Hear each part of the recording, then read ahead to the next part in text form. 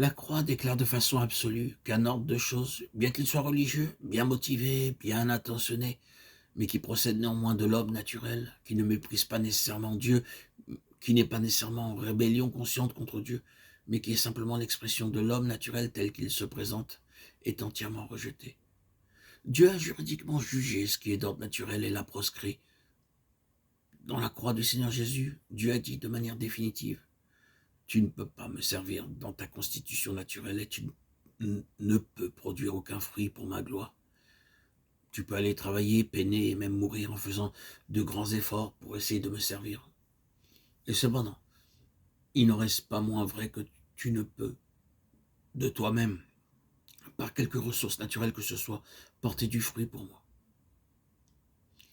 La seule chose qui puisse contribuer au dessein de Dieu, et cela de façon vivante, par la vie éternelle, divine et céleste, est celle qui procède du Saint-Esprit.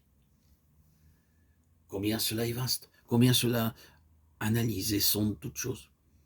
Par exemple, quant aux choses que nous disons, cette question nous est continuellement présentée. Est-ce que cela a été dit par le Saint-Esprit?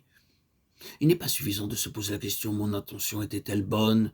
Avais-je destiné cette chose au Seigneur? Mais l'ai-je dite ou faite dans le Saint-Esprit? Ou l'ai-je faite de moi-même? Ce n'est pas une question de motif ou d'intention, mais d'énergie et de vie par lesquelles j'ai fait la chose. Ma décision vient-elle du Saint-Esprit ou résulte-t-elle de mon propre jugement? Et cela après avoir pesé le pour et le contre, et avoir ainsi été amené à la conclusion que ce serait la meilleure chose à faire. Pour chaque chose, il s'agit d'une question de vie dans l'esprit.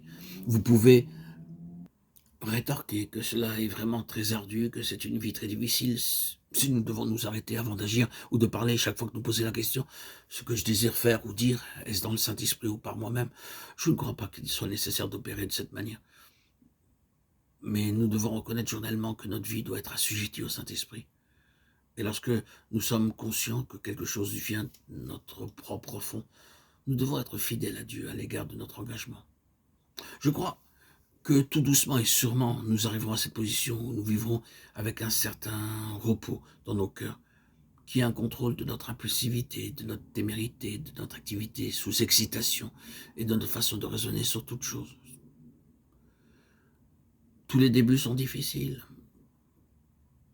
C'est une chose que le Saint-Esprit doit établir en nous progressivement, tout doucement. Notre responsabilité est de reconnaître que depuis le centre jusqu'à la circonférence, notre vie doit passer sous son contrôle, sereinement, progressivement. Le résultat sera que le Saint-Esprit agira toujours en accord avec la croix, sans aucune difficulté, avec fluidité. La croix a établi une fois pour toutes cette position d'une façon vaste et détaillée. Elle se tient là, pour toujours, comme la proscription judiciaire de Dieu sur l'homme naturel. Le Saint-Esprit travaille avec nous sur cette base.